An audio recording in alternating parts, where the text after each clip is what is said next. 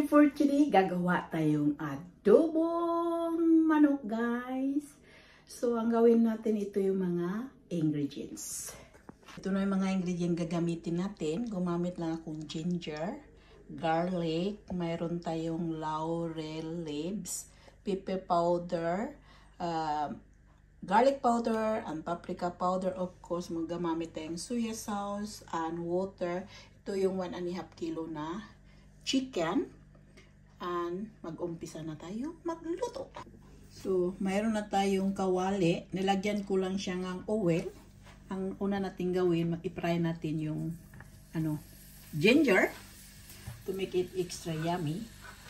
And then may garlic tayo, guys. Hindi ko siya kinachop na maliit dahil pag maluluto na yan, lahat madudurog lang yan. Diba? I-fry lang natin ito to make it fragrant. Ganyan lang magluto tayo, guys. Not much. So, mag-additional lang tayong water. Yan. Mayroon tayong 1 cup water. And mayroon tayong 1/2 cup na soya sauce. And gumamit tayong 3 peraso na laurel leaves, guys. Of course, mayroon tayong 1 teaspoon na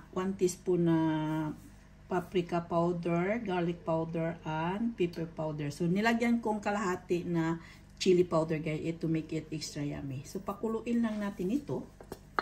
Yan. And ihalo-halo lang natin. Yan. And then, mag-additional tayong oyster sauce kung mayroon kayong available sa bahay. Yan lang. And then, halo lang din. Pakuluin lang natin ito, guys, para to make it yummy. Mulo na natin yung sauce. Ang aning lagyan natin, ito. Frozen lang yung ko, guys, pero i-boil lang natin ito. Lagay natin yung chicken natin. Nag-frozen siya. Lagay lang natin dito. Okay lang pag frozen dahil mayroon naman tayong sauce. And then, lang natin, pakuluin lang natin ito hanggang siyang lumalambot yung karne nito. Takpan lang natin muli. And then, palambutin natin ito hanggang siya maluto. Itong ginawa ko, guys, dahil madali siyang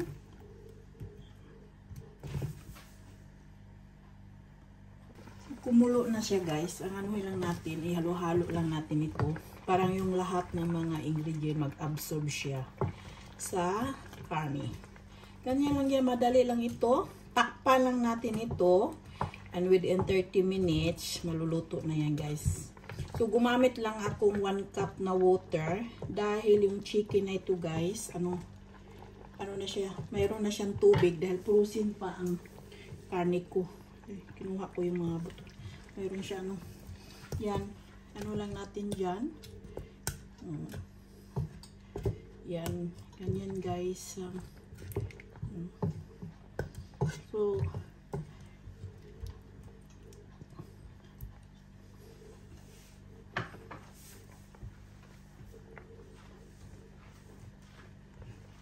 hanap tayo ng takip.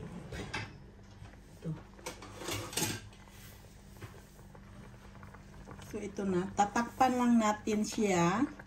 Also, within 15 minutes, haluin ulit. Then, after in 15 minutes, hanggang lalambot yung chicken natin. So, ito na yung, natin. Yan. Diba?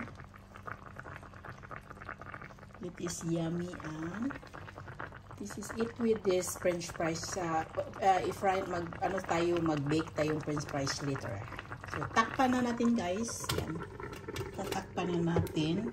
And let it to cook. Tingnan natin and within 15 minutes. After in 15 minutes, guys, balik rin naman natin ulit dahil para mag-absorb yung yung sauce sa chicken, guys. Dahil ito ay frozen.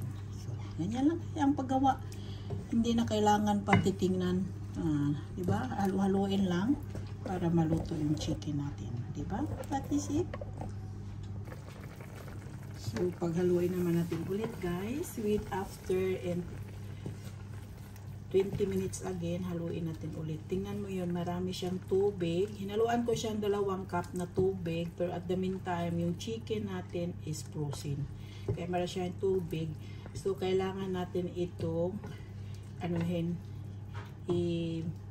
kailangan natin yung tubig na i-absorb lahat ito para hindi siya maging soup, chicken soup, diba? Tuloy-tuloy lang natin ito, guys.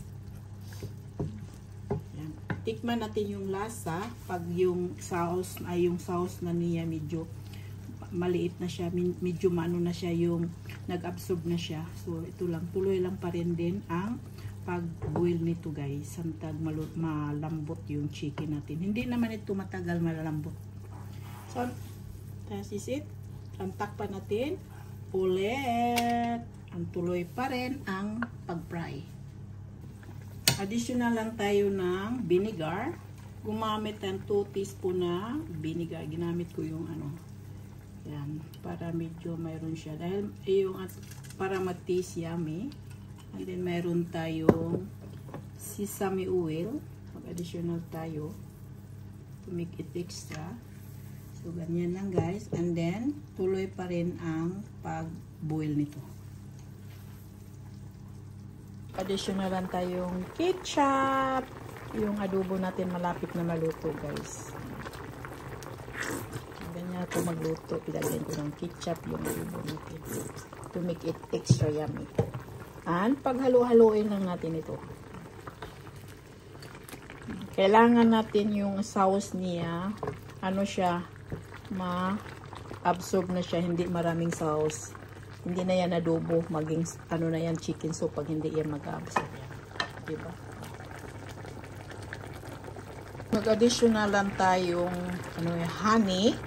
Usually kasi i-additional ito sugar or brown sauce. Pero sa akin honey ang nilagay ko lang yan, guys. Para medyo manamis-tamis kaunti.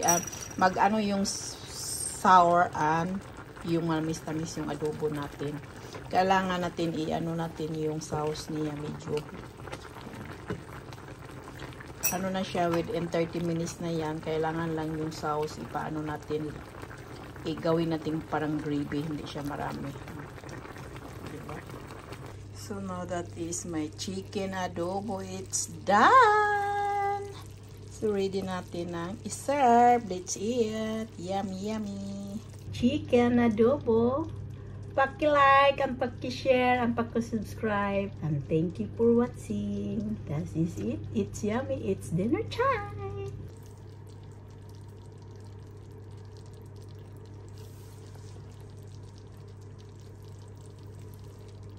Thank you for watching. Paki-like, paki-share, subscribe, and see you for the next video.